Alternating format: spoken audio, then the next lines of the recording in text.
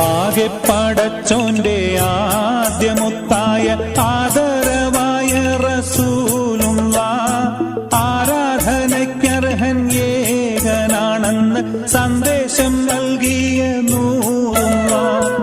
മാനവർക്കായെന്ന് നേർവഴി കാട്ടിയ മക്കത്തുദിച്ച ഹബീബുള്ള മംഗകൾക്കുത്തമിയാമിന ബീവി പെറ്റ മുഹമ്മദ് സല്ലല്ലാഹു